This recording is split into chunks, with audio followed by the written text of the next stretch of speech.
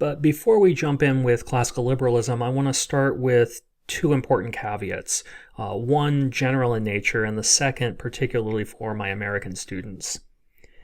But before we get to classical liberalism, I want to start with two important caveats, one general in nature and the second particularly for my American students. At the end of the musical Hamilton, the narrator warns, "You have no control who lives, who dies, who tells your story." And this is a restatement, in a sense, of a classical quotation often attributed to British Prime Minister Winston Churchill that history is written by the victors, which itself is a restatement of the African proverb, "Until the lion tells his side of the story, the tale of the hunt will always glorify the hunter." In the context of IR theory, idealism and liberalism are often used interchangeably. With its roots in the European Enlightenment, liberalism is one of the oldest of the IR theories. It draws explicitly from the work of economist Adam Smith and David Ricardo, which we'll explore elsewhere in the course, as well as the political thought of John Locke. But you won't find the terms idealism or liberalism used in the IR field until after World War II. And this is because it was the realists, the other of the mainstream theoretical approaches to IR, that were the first to self-identify as their own theoretical approach. They named themselves realists and called the other older school of thought idealists, at least in part to dismiss their importance. If the realists were realistic about the nature of power in international relations, and the idealists were just wishing and hoping for a better day, then they could be easily as dismissed. So in this sense, it's important not to judge the book by its cover. Realism is not necessarily any more realistic than liberalism, nor should liberalism or idealism be rejected as being too idealistic. And whatever you do, please don't think that liberalism is related to being liberal in the American politics sense of the word. Put simply, it's not. Indeed, the international use of the term liberal emphasizes the concepts of individual economic and political freedom. Liberals embrace free trade and a limited role for the state, and this is true of the liberal theoretical approach to international relations as well. When conservative newscasters critique Democrats for being too liberal, they're using the term in a fundamentally different way than we do in this course, so please don't get confused.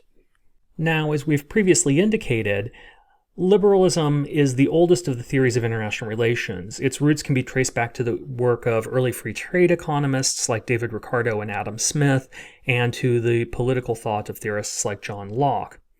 Put simply, liberal international relations scholars emphasize the importance of democratic politics, free markets, and international cooperation in securing peace and security.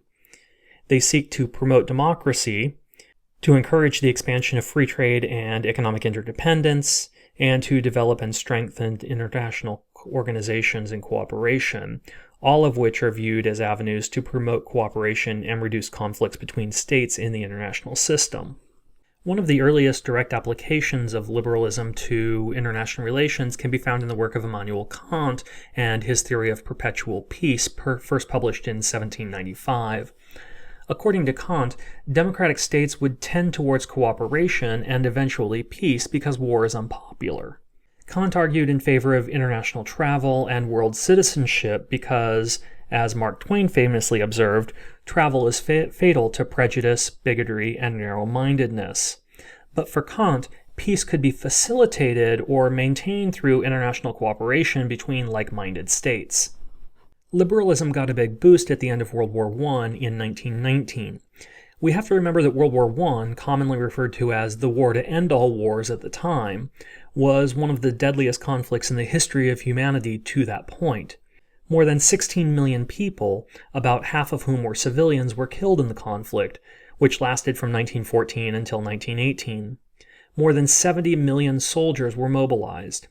The war also saw the first widespread application of industrial technology to military conflict. It represented the first truly global conflict with combatants drawn from all around the world.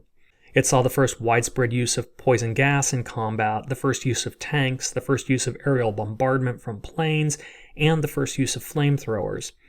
It was also the first war in which we recognized the psychological impact of combat, called shell shock at the time. World War I also shepherded in a wide range of political changes, including the Communist Revolution in Russia in 1917 and the imposition of a punitive treaty, the Peace of Versailles, which created the conditions for the rise of Hitler in Germany and later World War II. But in the immediate aftermath of World War I, even as parties were negotiating a peace to end the conflict, few could have predicted that there would be another World War, a World War II. Instead, the world was focused on how to prevent that second conflict from taking place. To that end, U.S. President Woodrow Wilson articulated a series of propositions intended to prevent another war. These 14 points articulated a liberal vision of the international order that would, at least in Wilson's opinion, set the stage for a stable international system of cooperation that could prevent future conflict. The most important of these points, and all at the heart of liberal international relations theory, were open diplomacy to avoid the secret backroom deals and alliances that cascaded into World War I, the establishment of freedom of navigation and removal of trade barriers in order to facilitate closer economic ties and interconnections between states, disarmament and limits on the expansion of militaries in order to prevent the kind of military escalation seen during the war, adjustment of colonial claims and extension of sovereignty to the colonies, and articulation of the principle of national self-determination that we'll discuss elsewhere in the course. And finally, the formation of a new international organization, the League of Nations, in order to provide a vehicle for both open diplomacy and collective security. For Wilson, the League of Nations represented a new way of thinking about international cooperation and international security, one rooted in the tenets of liberal internationalism. The international system that existed before the outbreak of World War I could best be described as a balance of power system. Under such a system, power is distributed across the international system in a way that states will shift alliances and formations so that no one state is powerful enough to dominate its neighbors. However, the balance of power system falls into disrepair either when one country becomes so powerful that there's no balance, or when countries decide to join with the more powerful state and accrue the benefits from their power through bandwagoning.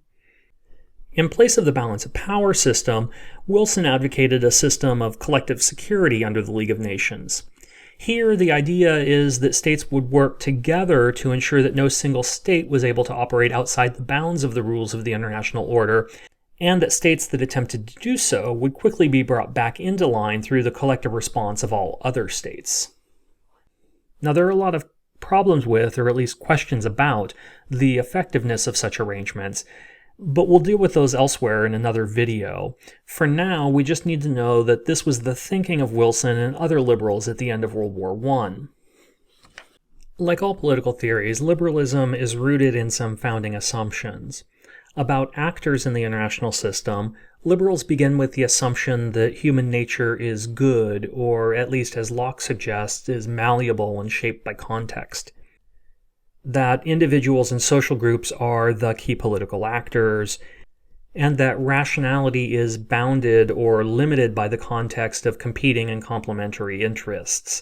That is to say, decision makers operate in a context of imperfect and incomplete information, and as a result, imperfect choices are often made, misunderstandings and miscommunication occur, and decisions made even under the best of circumstances and for the best reasons can have unintended negative consequences.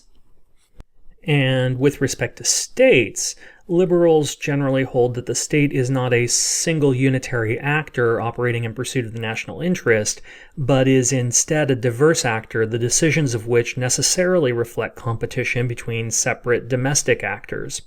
This is often described as pluralism in the domestic politics arena.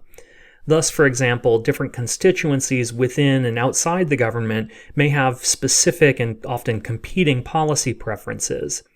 The struggle between these preferences ultimately results in policy decisions that are implemented by the state. A good example of this was decision-making processes used in the Executive Committee of the National Security Council during the 1963 Cuban Missile Crisis. Here, Military and intelligence officials were pushing one course of action, the State Department was pushing a very different course of action, and President Kennedy and his political advisors had their own objectives. The decisions that were reached by the group were the result of internal debates, power plays, and sometimes even efforts to dominate the group. And finally, with respect to the international system, liberals believe that the condition of anarchy that realists hold so central is not nearly as important as realists suggest it is. Yes, the international system may be anarchic, meaning that there's no higher authority to enforce decisions on states in the same way that the state can enforce its decisions on people at the domestic level. But liberals contend that realists overstate the importance of anarchy in the international system. Instead, they argue that anarchy can be conditioned by international institutions, rules, norms, and even expectations that can either be formally developed through international agreements or informally conditioned through repeated interactions between states. For liberals, this makes cooperation between states possible and indeed even the norm in international politics. So that concludes our very brief introduction to liberalism in international relations. I hope you found it informative. In other videos, we consider the other major theoretical approaches to the study of IR, so be sure to check those out. Thanks for watching, everyone. Bye.